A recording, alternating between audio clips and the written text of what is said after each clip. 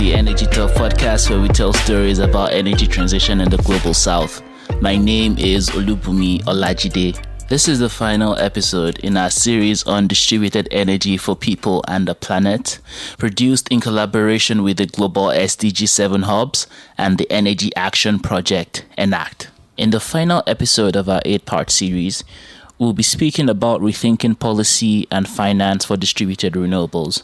And as always, the host for this episode would be Marilyn Smith. If you do find value in this episode, please don't forget to subscribe to the podcast wherever you're listening and share the episode with a friend or a colleague. We really appreciate you listening to the series, whether you're just joining in at the end or you've been with us all through. We say thank you very much, and we hope that you enjoy this episode and have a happy holiday season. And now, for the final time, passing over to the host for this episode, Marilyn, to introduce our guests.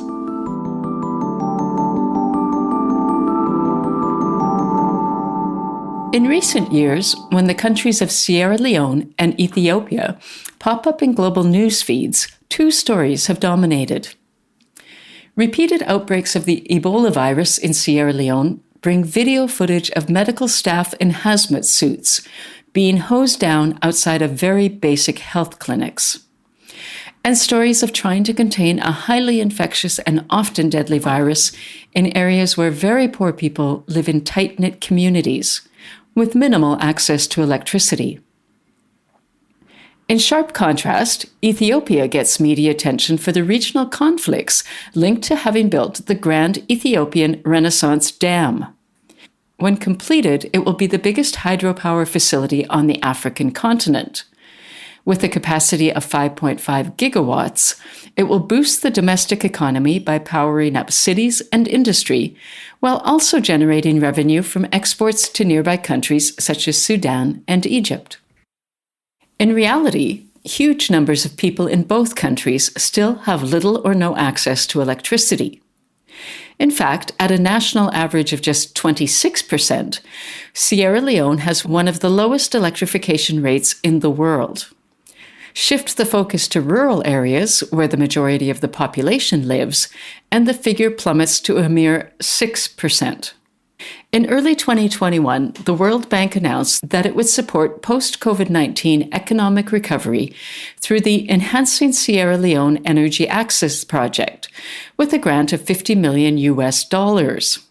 The effort will provide electricity to 276,000 households and 700 health clinics and schools, as well as to businesses. Ethiopia boasts a well-developed grid and is a world leader in that almost 100% of electricity is generated from renewable resources. With 80% of the population living within reach of medium-voltage power lines, it aims to achieve universal electrification by 2025. Again, the effort is funded, to the tune of $375 million, by the World Bank. The goal is to connect 1 million last-mile households while also building capacity across the sector. With that information for context, the last episode of this first series of podcasts from the global SDG 7 hubs brings us back to the main topics of the first episode. That is, what does it take to develop and deploy viable electricity solutions, particularly for very poor people in remote and underserved areas? Not surprisingly, the answer is a nexus of innovation and entrepreneurship, policy, and financing. But where the need is so great, a fourth element comes into play, for better or worse. Specifically, that much of the financing comes from external sources. In turn, this can heavily influence what and where innovation happens and how policy is shaped. To help us understand the interplay of elements shaping Africa's clean energy transition, we've selected these two countries at very different stages of energy development. From Sierra Leone, we hear from Paul Yillia, Senior Technical Advisor to the Chairman of the Presidential Initiative on Climate Change, Renewable Energy, and Food Security. To this role, Paul brings extensive experience in implementing programs at the water and energy nexus with climate development and social infrastructure. The latter covers area of healthcare, livelihoods, education, and agri-value, among others. And from Ethiopia, Henok Assefa is founder of Precise, a consulting firm specializing in finance, investment, business intelligence, and private sector development advisory services. A passionate entrepreneur, investor, and economic development architect, Henok's mission is to catalyze a technology-driven economic transformation in Africa. He's convinced that the tools of the fourth industrial revolution, digitalization, distributed renewable energy, artificial intelligence, and cloud computing, can allow Africa to pursue a unique growth path, distinct from historical and Western precedents.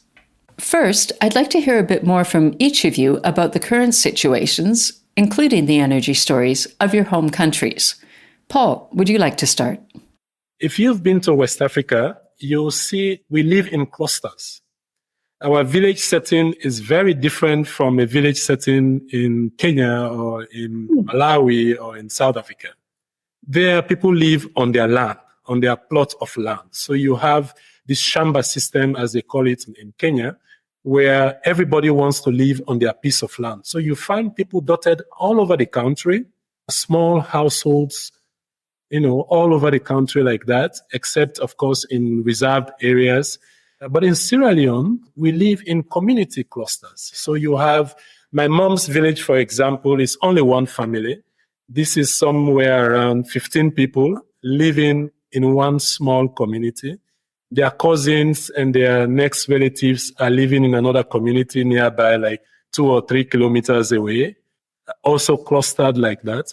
So the reason why I bring this clustered approach is that it is very suitable for mini-grid distributive kind of energy supply, or even standalone systems that are connected.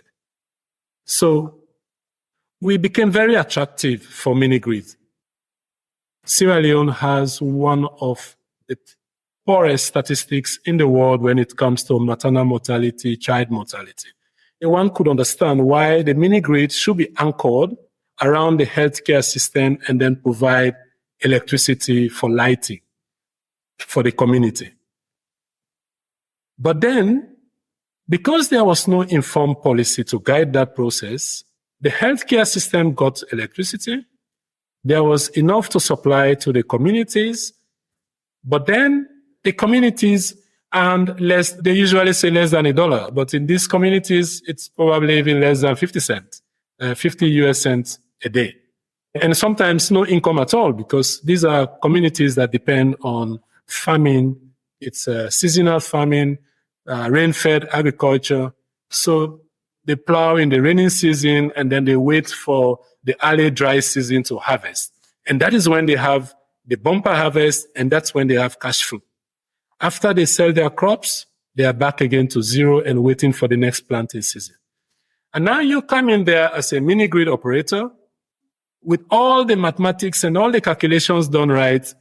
The cost of electricity in rural areas is 2 to 3 times higher than what I am paying in the city. This is for poor communities in rural areas. Where will they get the money to pay for, 2/3 of the year when there is no income at all? But if you really want to solve that rural farmer's 1 acre energy needs, and you want to do that in his lifetime now or in the next 5 years and achieve universal access for 60% of our population that is rural, with only 2% of them having access to electricity, I think distributed systems are the way to go. We have to come back to the basic needs of energy in our countries. The basic needs. How can that farmer produce more on his farm with energy maybe for irrigation? How can that farmer on that small plot of land increase the value of his crop with processing that needs energy? Basic energy needs. Of course, you could say, well, we can connect them to the grid. I think there's no doubt that big systems are useful, especially for big communities, for industrialization, for growth, for cities. But in those last mile communities, it is going to take forever and probably not for the grid to ever reach, because we know how expensive that is going to be.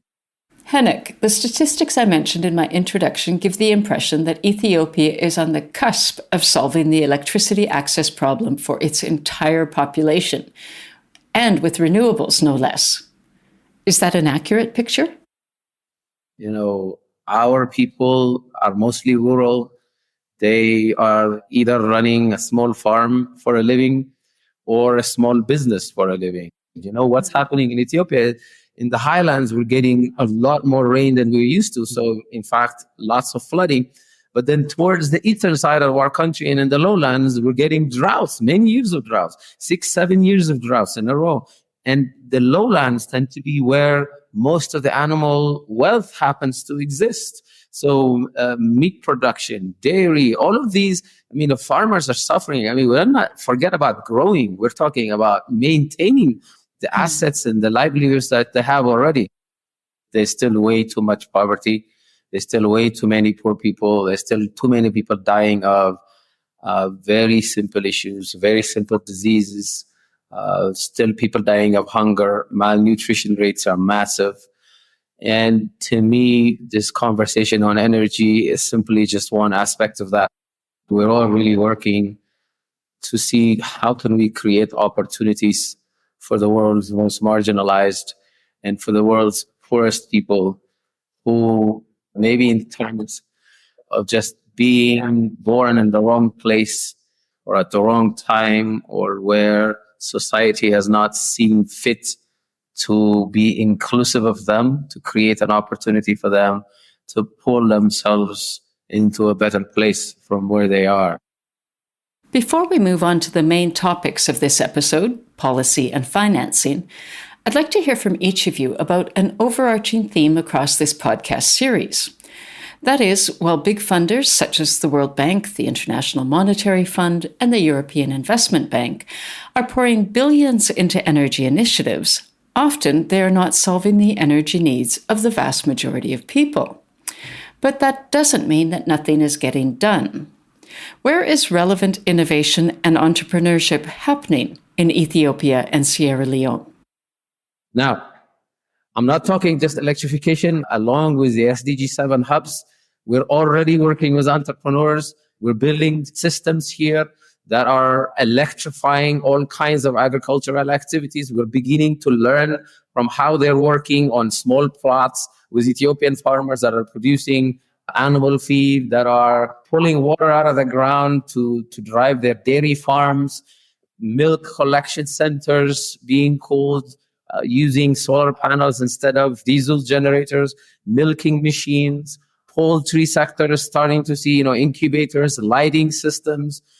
We have a few innovations now adopting what was done in India, looking at hydroponics machines that can actually provide some of the solution for growing feed in these sectors that are especially in the areas within our country that are suffering from the terrible effects of climate change. All these innovations are happening in Africa. They're not happening in Europe or in America. And these small scale solutions and the business models that we're working on now, I see so much more potential in a changing environment rather than farming so much money into these large systems that are inflexible, are so hard to implement and take so long to see results from. And our entrepreneurs or young people working to solve the challenges these small farms or small entrepreneurs face needs to be supported. And the problem is policy does not align. It does not reward the right activities or the right actions that will lead us towards a more equitable, more empowering world for all of us. Instead, it tends to be, in most cases, hindering. Really, the opportunity we're seeing, though, is the opposite of that. It's really in entrepreneurs coming up with ways to lend to small businesses and small farms and households in rural areas using digital banking. No need to go around creating branches in every little town and every neighborhood of the continent anymore, because every person's mobile phone or the store next door can actually serve as a bank. I go back to America all the time. It took years before I started seeing forms of mobile money that I saw in Kenya. People were paying for their taxi fares on the matatus on a mobile phone before I saw Venmo appear many years later in the West, because there's a vested interest, what they call the innovator's dilemma. When we're copying Western policies, we're copying their constraints as well. I feel like we need to think beyond that. We need to have confidence in the kinds of things that are happening. We need to know that the solutions that will work in our environment are the ones that solve our problems, that take advantage of our opportunities, and we need to build on those. The innovations that we can come up with can go back and help the rest of the world, even the West. Yeah. Why not?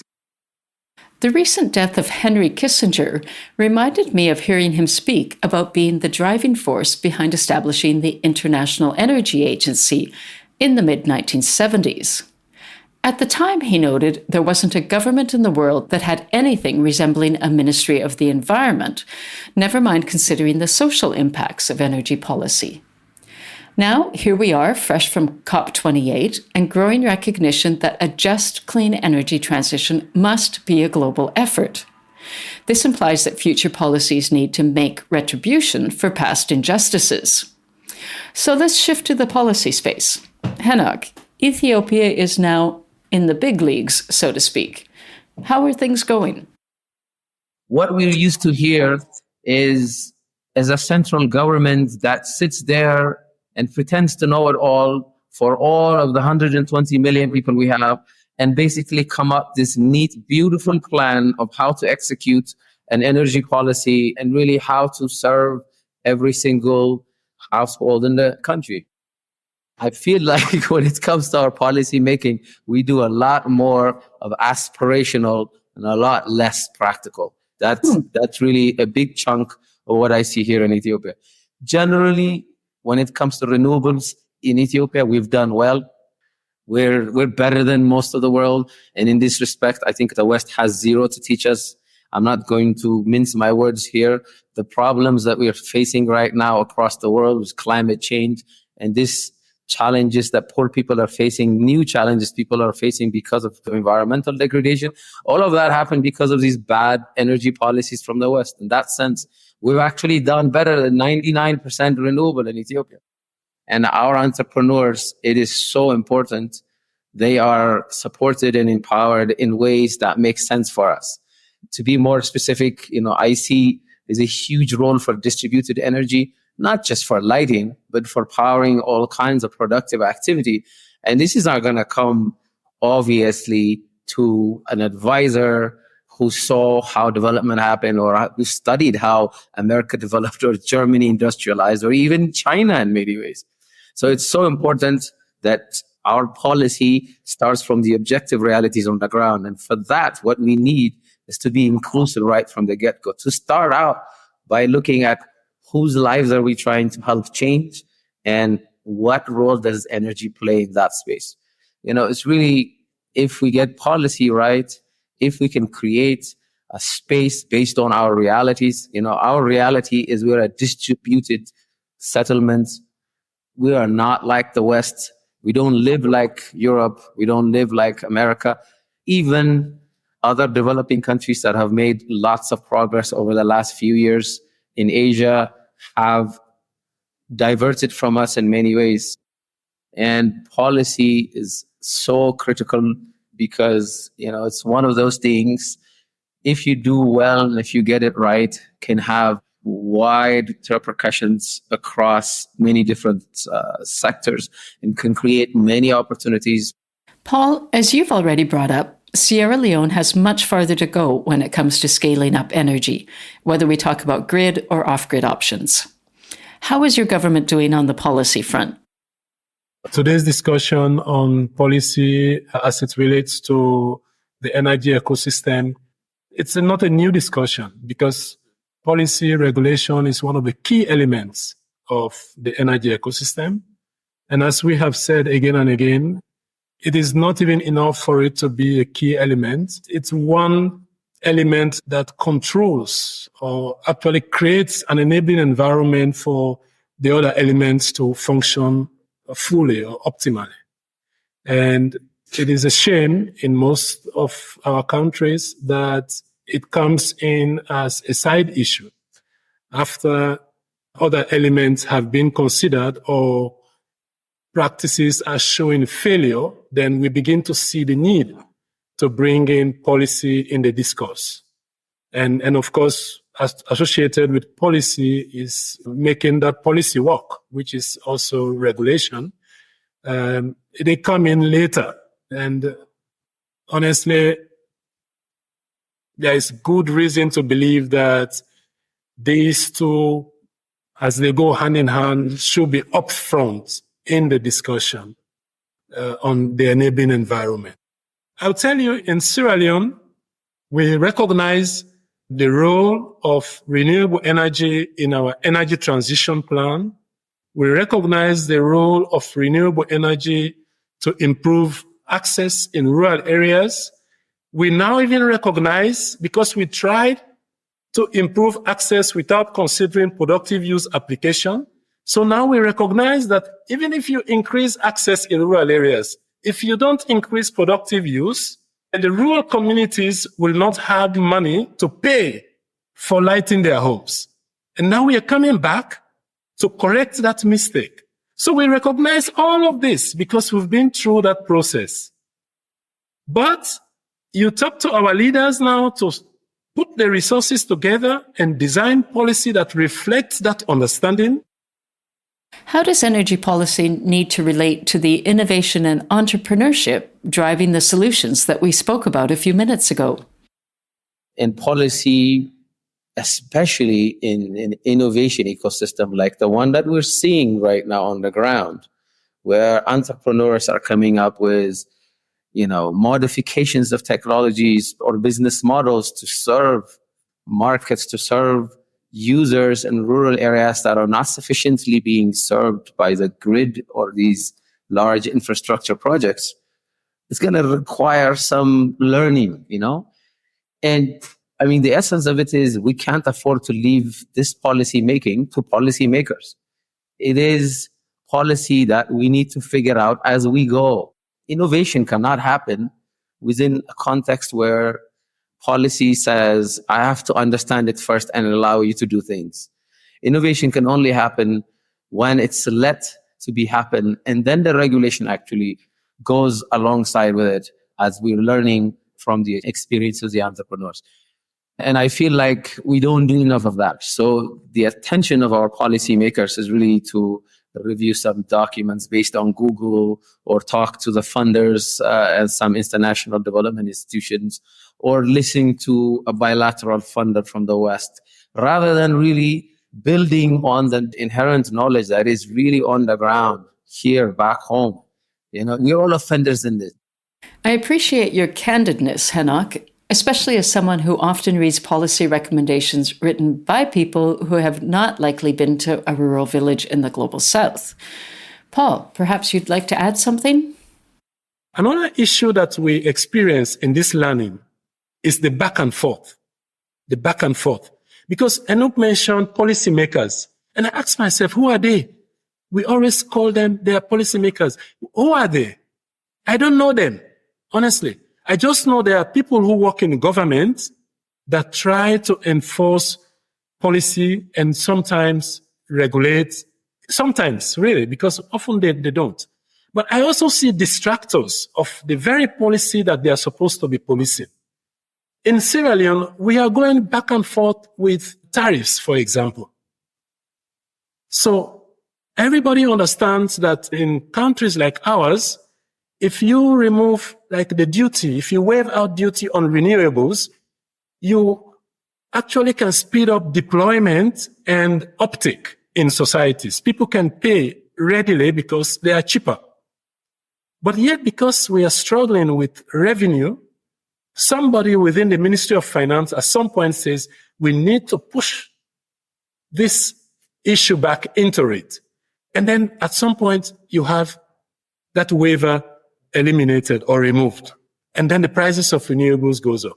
And then another person comes and says, no, we have to revisit this again. So it's that back and forth, going forward one step, going backward another step, or maybe 2 steps backward. It's slowing us down. We need that consistency. we need to gather that data that says, if you keep these waivers on for a period of time, 10, 15, 20 years, this is what you can achieve. This is how much jobs you can create. This is how much income you can save that rural farmer, that he can plow back into his farm and produce more. We need to connect those dots, to have those links between energy as it is with development, energy with agriculture. Our policy has to be informed to consider all of those. And that link between health, between agriculture and value addition, the link with jobs, women empowerment and empowerment of rural communities. We need to pick that out and be consistent. Policy that is backed by data and science can inform that. These systems are unique to our conditions. And again, we can learn from the mistakes and the learnings that we have, the successes that we have acquired in the last 10 years to build on that and design policy. So let's move on to financing. Throughout this podcast series, I've been struck by the huge gaps that arise when talking about financing for the energy sector and for distributed energy solutions. Development banks, investors, and philanthropists want to deal in millions or even billions of dollars, while often making the case that many African countries don't have the capacity to accept or manage such large sums. Or that other factors, ranging from low levels of experience to high levels of corruption, make it necessary to reflect associated risks in the financing costs. Yet on the ground, the majority of people whose lives would truly be transformed by access to affordable, reliable electricity have little or no money. They also have little or no access to financing they would need to be able to participate in off-grid systems or acquire equipment that would boost their productivity. So let's explore that whole spectrum of financing challenges, hopefully in a somewhat coherent way. Ethiopia did something innovative with the big system, the Renaissance Dam, how they pulled resources within the country to mobilize it and to get it going. But it's not so easy to do, especially when you have money knocking on your door and somebody is a philanthropic organization or, a development bank or any other form of international support is coming in, bilateral or multilateral financing, and knocking on your door. And you are in dire need of it. It's difficult to say no to it. And also difficult to police how it is managed. And this is just a reality. But you know also that when you say yes, yes, yes all the time, you are loading yourselves with the money, but with the problems that it comes with. Henok, as Paul mentioned, the Renaissance Dam is an extraordinary example of financing a huge undertaking. Where do you see ongoing financing challenges in Ethiopia? Problem I see from our side is the focus has been on large-scale systems where the state has invested literally billions of dollars out of our meager resources on large-scale power generation and not enough on distributing it and creating access to rural households. A few years ago, the Ethiopian government recognized off-grid, and that was a huge movement. In a sense, they recognized this and said a third of our population will be electrified through off-grid. That was a big step forward. And I really applaud that. The issues I still have is that off-grid is still seen as a stopgap measure. They do not see permanent off-grid solutions becoming permanently part of the solution of enabling rural populations, which is really contrary to what we're starting to see across many parts of the global south. So how do you get over that hump, both with your policymakers and with potential financiers, particularly international ones? You want development assistance to come, but let it come as a pilot to show that something works, but not to disrupt the market. The same with government's approach sometimes to subsidies and so on. Create incentives with the same amount of money directed in a way that it helps the market, because there are models that work. and bring them out in your policy making and police it with regulation. I mentioned that we can't say no to development money coming in, but we can have a conversation with philanthropists. We can have a conversation with development banks. Let's have a conversation with bilateral financiers and multilateral financiers. Let's talk to the EU. Let's talk to the World Bank. Let's explain to them why it is important to direct financing in the way that can ensure sustainability of development projects before even we start making policing it. If we have those dialogues and we understand each other, I think they will see reason. And I think we should try as much as possible to have those conversations and also to look at it in a holistic way. What will this development money do? Can it address our policy objective and our policy goal? Does it integrate perfectly with how we want it to go? If not, can we have a conversation with whoever is bringing that money to channel it in a way that it works for us? I think the development community has reached a point where they are open to those type of conversations, because I think there are genuine people out there. Some of these philanthropists we are seeing now spending trillions of money, US dollars, for development. They're doing it out of genuine concern. The development banks, bilateral organizations, you see that there is some interest in solving problems. The challenge is we are not having those conversations with them to direct that money where we want it to go. And I think this is where we need to pay some serious attention. So we want to police, but let's have some good dialogue before we police. What is the outcome on the ground when funders are not willing to sit down and have those conversations? I still feel like we spend way too much resources on the big systems that don't really maximize or optimize for the resources we put on the ground. I think Africa really has a chance to innovate in the way it has done so in mobile telephony. We had, the opportunity to skip over landlines and actually reach the most number of people quicker than we would have otherwise done so by focusing on mobiles.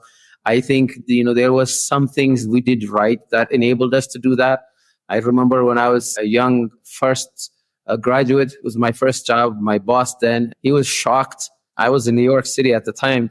When I rented an apartment and I was living on my own, I only had a mobile phone. I didn't have a landline. And it took him a few weeks to digest that. And when I moved back to Ethiopia many years later, nobody had a landline. Everybody had a mobile line. And, it's amazing to me how based on that, new innovations have also become widely available. Imagine how much more money and how many more years it would have taken to reach our rural populations if we said we're going to use landlines. Same thing seems to be happening in the digitization space. If you notice, Africa is doing some really, really fantastic things.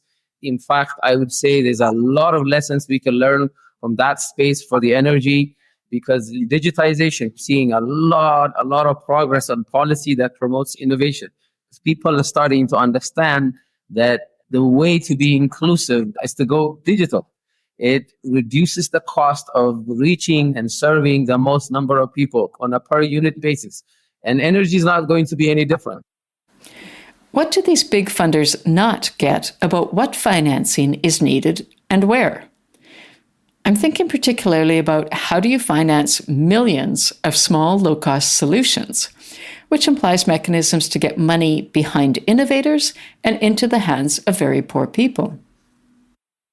Finance itself, it's one of those key elements because, you need it for the entrepreneurs as well as for the end users. You need for the entrepreneurs, they need to have sufficient capital to import technology, to distribute it and to deploy it. And where it is deployed, the communities where it's deployed, as I had mentioned earlier, usually poor communities. If we are to mention relatively poor communities, again, poor here, we have to be careful how we define it. But these are financially challenged communities. Most of their flow of capital is not in liquid cash. It's actually in what they exchange. So policing that or creating the enabling conditions that help them to access technology and deploy that technology in the environment they live is critical for them as much as it is for those who import technology and try to deploy it. What challenges do you see, Henok, at this interface of financing to stimulate innovation that would boost individual livelihoods and thereby support local economic and social development? Our local systems, financial systems, and we looked at the agriculture system. We look at it a lot because that's where our poor exists. 2 out of 3 people are employed in smallholder agriculture. It accounts for 1/3 of GDP. Okay. And then it's the major input to our nascent manufacturing industry, and a big chunk of our exports and foreign currency depends on agriculture. It only receives in the low single digits of bank financing in the country, 1 or 2%, 33% of GDP, getting 1 or 2% of access to finance. Now the question has to be asked. I mean, we're talking about billions that are being generated in the local financial system. What we need to do is figure out the technologies in the business model. The technologist and the entrepreneur creating a milk cooling system or a solar pump that is uniquely appropriate to a small farmer in our region. It needs to make business sense for them to do that. When we go back to the entrepreneurs, the small farmer wants to buy, there's so many farmers in Ethiopia using diesel generators. Like we know the market already exists. They don't want to use diesel generators, but they need to be financed with this new technology, and they need to be confident that the technical capabilities are around. So when it breaks down, somebody's there to help them fix it. That ecosystem needs to be there. And the one-time financing cost is really what they're scared of, because we know in our very limited experience already, a solar water pump for a small farmer living next to a river or has shallow water resources they can manage well could actually double, triple their income on a yearly basis. And we know they can pay for this. The cash flow will pay for that. We need to create the environment so that systemic change shifts, and digital banking has a big role to play in this space because it lowers the cost of providing loans to these small farmers. We need to make sure we tap into this major system.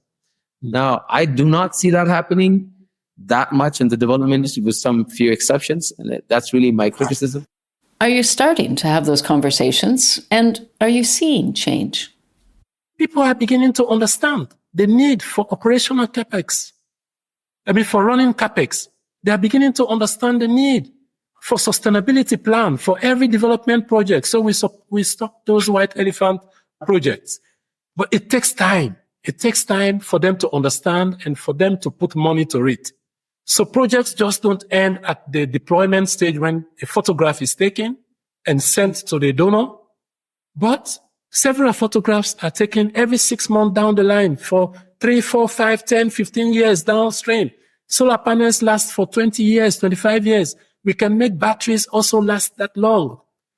Inverters, charge controllers can also last that long if you include that operational cost attached to it. It takes only 2% of the total cost of whatever size of solar home system or standalone system you want to deploy. And it takes between 10 to 15% of that total cost to operate and maintain the system, and sometimes include running capex in it. So for example, replacement of battery for small systems. I'm not talking about large systems, small systems, standalone systems. 2% assessment, 10 to 15% sustainability plan. But if you go now to an international financier and you tell him, I want to deploy a solution, and then they tell you, how long does it take you to deploy that solution? You say, okay, I can install it in the 3 to 4 months, but I need a sustainability plan attached to it, including running capex for 2 years or 3 years or even more than that, because you need to replace batteries after 3 to 4 years, acid-lead batteries. And then they tell you, no, the project ends at the time it is deployed. You can't continue beyond that. They remove that 10 to 15% of that funding, small amount of money compared to a total amount. It's not included. And then, of course, you don't want to say no. You take the project, you install, but you don't have money to operate and maintain it. And let's say you are doing that for a farmer in a rural community and you are demonstrating that it works with a successful farmer. And that farmer fails after 2 to 3 years. Tell me, are other farmers going to uptake that technology? Are they going to invest in it even if they have the money to do it? No. So these are the kind of things that we need to capture in this dialogue. Henok, would you like to respond to Paul's thoughts on this? Philanthropies in the development industry, quote unquote, we must do better, simply speaking, because good intentions are not enough. I mean, the road to hell is paved with good intentions is a correct one when it comes to us all. I mean, I say us because we're a part of the problem as well.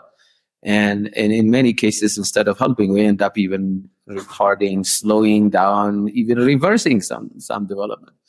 Eventually, what needs to happen is our local finance system needs to pick up things. What we need is systemic change, that our banks and financial institutions are actually financing these high impact, highly profitable and highly useful technologies and businesses. Eventually, that's where we need to get to. And what development finance should really be doing is helping to create that environment. It's helping to create the environment of trust between the banks and the entrepreneurs, to help reduce the risk of innovating new technologies and new business models, and to really begin the process of scaling up these operations. I'm not sure if development finance can go beyond that, even though we keep thinking it could, and we keep trying to do things in ways that actually distort markets, incentives, and alignment of actors. We tend way too much development finance money still comes in and becomes a distraction from the markets. But what I want to emphasize here is the entrepreneurs that are coming up with these solutions to enable rural populations. Increasingly, they're seeing an environment that is more supportive of their innovations, more forgiving of their errors, and more enabling of their needs, not just supporting them policy-wise, but even incentivizing them, even state coffers, money going into entrepreneurs. We're seeing startup acts, for instance, across the continent. I mean, I think Senegal and Morocco, and then a number of countries now. I mean, in Ethiopia, we have the policy that was fully drafted, but people were nervous. So we have yet to see it enacted, because what we're used to here is as a central government that sits there and pretends to know it all for all of the 120 million people we have, and basically come up this neat, beautiful plan of how to execute an energy policy and a digitization. Well, not in digitization, I should say, we're doing much better there, but in energy, and really how to serve every single household in the country. Really, the opportunity we're seeing, though, is the opposite of that. It's really in entrepreneurs coming up with ways to lend to small businesses and small farms and households in rural areas using digital banking. No need to go around creating branches in every little town and every neighborhood of the continent anymore, because every person's mobile phone or the store next door can actually serve as a bank. So let's bring this full circle. How does the reality of so much external financing influence what is happening in Sierra Leone and Ethiopia, and indeed across the Global South? Most of our policies are driven from external influence. It's usually about who pays for it. Simple things. Even our NDCs or our updated NDCs are paid for through development assistance. And that is what drives it. It's just a traditional saying. Who pays the piper chooses the tune, right? So it reflects where the money is coming from. Again, here, most of the, whether it is grid supply or off-grid or the mini-grids that we are talking about, the standalone systems, it has also been driven by development assistance. Again, there we go. If you ask me, how can the government of Sierra Leone, police development money? That is tricky, right? Because we are talking again about an influence from outside that is powerful, that is difficult to police. Yeah. So dialogue is needed, definitely. Given all that we've discussed, what message would you like to send to policymakers? They want to look for money from outside. And this is where we need to challenge them. I think we should start challenging them and say, look, we have reached a critical mass of knowledge that you need. Some of us have spent years out for obvious reasons, but we are back, and there are many people who are coming back like us, and others who have not left that are able to design good policy or have ideas and knowledge how to do it. And it will not be as expensive as it will be if you are importing. But this is again not to say that we don't need knowledge from outside. We do. But we can tailor it in a way that it is not too expensive to pay for policy. I don't want to blame any leader in Africa for it, to be honest, but I would say we need conversations. We need serious conversations because there have been mistakes. Again, over the last 10 years since the Ebola outbreak in Sierra Leone, we have seen systems, very costly systems deployed, including some of those mini-grids that I mentioned, that are today just white elephants because there was no plan whatsoever to look at the O&M part of it. So it was mostly CapEx. The decision and the money, the focus was on the capital expenditure. How much does the technology cost? We deploy it. It works 1 or 2 days, 1 month or 2 months. We are done. We take photographs and we are gone. And then it breaks down. No money for operation, no money for maintenance, but no experience from those experts coming this way on how to manage small systems. But they are giving us advice how to deal with it. This is where we have to be careful because there are good things that we need from the West. When it comes to innovation, to technology, to finance, we need them. But they need also to be careful how they advise us on policy for small systems. Because we believe that the knowledge is not there. The knowledge is not there. We have to look for that knowledge somewhere. And this is what Henok was saying, that let's look for the knowledge in our traditional way of life. The learnings that we have, especially the side of finance, can also inform policy to the extent where we avoid that disruption that Henok mentioned. Henok, anything to add in relation to messages that need to get through? In Ethiopian context, there's still way too much big systems happening. Even when we're talking about non-grid systems, I think there's still too much emphasis on large mini grids that takes so much time. You know, there are initiatives, including those being supported by large philanthropies that are looking at sort of hitting the ball out of the park, if you will. Very American expression. I apologize for that. But, you know, there's a lot of base hits we can make, small moves. We can electrify the health posts and health centers around rural Africa by using 1 and 2 solar panels, except that's not what's happening. Most money is coming in and they're designing these massive systems that try to solve all the problems at the same time. And they all get stuck in the logistics or in the access to finance, or it's really infuriating. There's a vested interest, what they call the innovator's dilemma. When we are copying Western policies, we're copying their constraints as well. Yeah. I feel like we need to think beyond that. We need to have confidence in the kinds of things that are happening. We need to know that the solutions that will work in our environment are the ones that solve our problems, that take advantage of our opportunities, and we need to build on those. The innovations that we can come up with can go back and help the rest of the world, even the West. Yeah. Why not? It's our entrepreneurs are paying attention to a donor rather than looking at serving a customer, a rural household somewhere in the continent. We're seeing, it's just too much money you can make by writing a report. You know what I'm saying? It was very hard to ignore, as Paul was saying, even at the entrepreneur level. And I find that to be hurting rather than helping. So our policy making really needs complete rethink, in my opinion, when we talk about at a global level achieving universal electrification or achieving no hunger or economic growth. All of these issues really are not starting from how is the Sierra Leonean farmer living? What are they facing? We don't know how they're living, but we pretend. And essentially, we're all trying to cascade from a global point of view all the way down to the ground. I mean, the Ethiopian farmer, I'll tell you, is on average living on less than a hectare of land.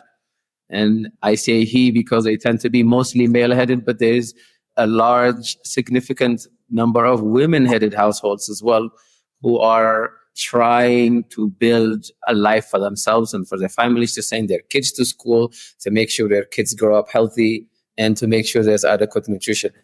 Looking ahead, do you see opportunity for the type of change you believe is needed in your own countries and across the Global South? And to accelerate not only energy access, but inclusive energy policy that truly lifts people out of poverty? We know now that we have to go to smaller systems, decentralized systems. And that means also our policy formulation should reflect that. We have succeeded in some areas, and today we have evidence. And this is why I value our relationship with Selco Foundation through the Global Hubs and the partnerships that we share with Henok and others. The South-South learning and experience.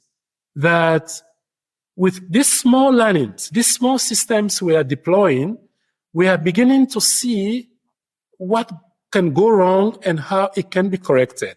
And also making some good estimates. We have learned, even if it's for a short time, we're talking about 2014, after the Ebola outbreak. That is when we started rolling out mini-grids in Sierra Leone and most standalone systems.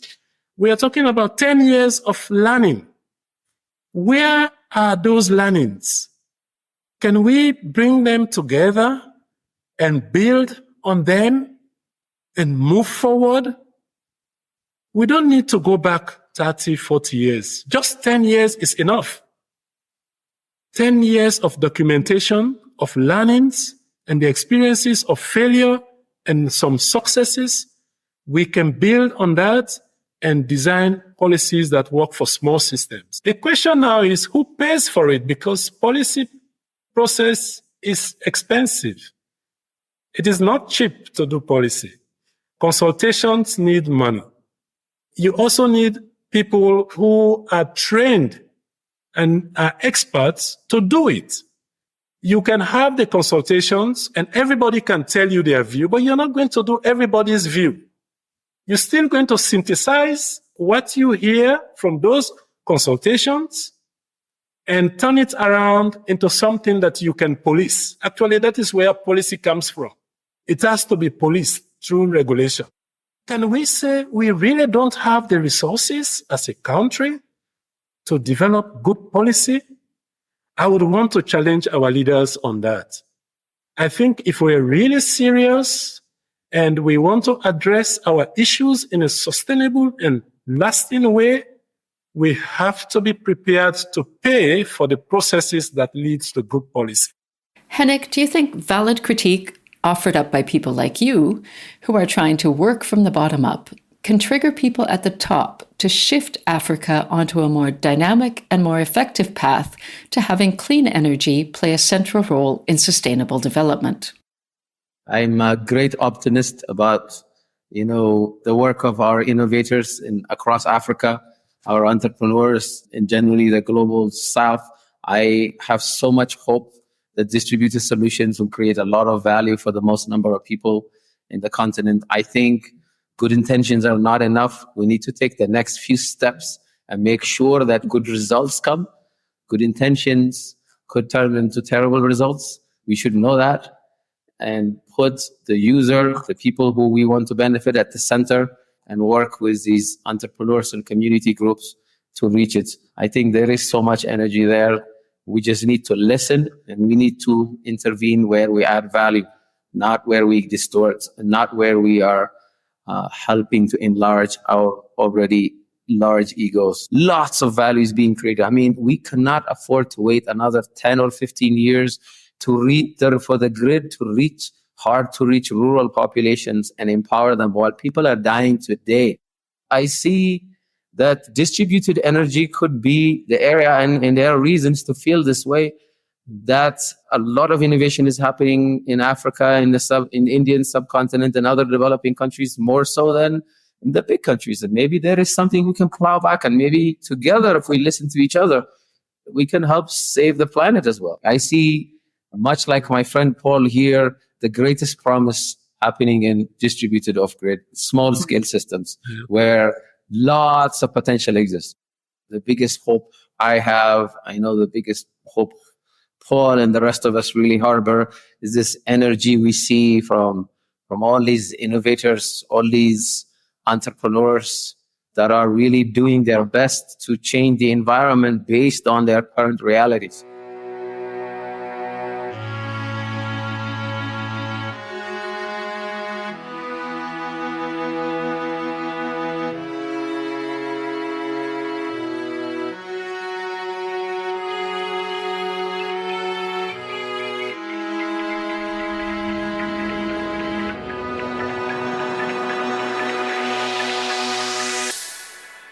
The recent COP28 negotiations garnered international headlines because some of the most powerful people in the world convinced some of the wealthiest and most polluting companies to start taking steps towards transitioning away from the use of fossil fuels. While this will help reduce greenhouse gas emissions in the long term, it does not in any way address the massive and chronic energy gap that undermines individual health and well-being, as well as sustainable economic and social development in the Global South. According to the World Poverty Clock, some 630 million people, 8% of the global population, still live in extreme poverty. That means earning and living off less than $2 per day. Disturbingly, this is 30 million more than in 2016. The rise most certainly, to some degree, reflects overall population growth. But it is also the case that without access to reliable and affordable energy, the world's poorest people will remain desperately poor. Over the 8 episodes of this podcast series, we've examined, as Henok put it a bit earlier, a remarkable range of distributed energy solutions that deliver base hits to these marginalized communities in agriculture, health, and cooling. In this regard, the biggest news from COP28 is a memorandum of understanding between the International Renewable Energy Agency, the United Arab Emirates, and Selco Foundation in India to launch the Empowering Lives and Livelihoods program. By building multi-stakeholder partnerships that combine the resources and expertise of governments, private sector, development banks, financial and technical institutions, and philanthropy, the initiative seeks to secure a collective commitment of $1 billion dedicated to this specific aspect of the energy transition. As just discussed, investments directed towards innovation and entrepreneurship must be backed up with sound policy for energy and related areas. In turn, it is critical that the entire spectrum of financing be strategically reformed to ensure that both innovators and individuals can access resources. Across all areas, action needs to prioritize the principles of energy justice and inclusiveness.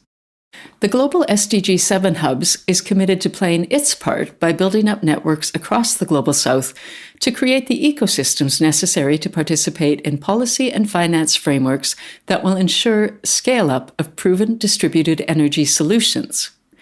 To learn more about the wide range of activity underway, visit the website of the Global SDG 7 Hubs at www.globalsdg7hubs.org. Search The Energy Talk on your favorite podcast platform to hear past episodes of this series. Finally, to wrap up this series, I'd like to again thank our various participants. From Selco Foundation, Harish Hande, Rashida Misra, Huda Jaffer, Nirmita Chandrasekhar, and Supriya Gowda. Also from India, Gauri Singh, Deputy Director General at the International Renewable Energy Agency, Shri Ramkumar, Project Director of the Meghalaya Health Systems Strengthening Project, Ganesh Neelam of Collectives for Integrated Livelihood Initiatives, Bijal Brambat of the Mahila Housing Trust, Sweta Narayan from Healthcare Without Harm, and Anshul Ojha from the Desert Resource Center.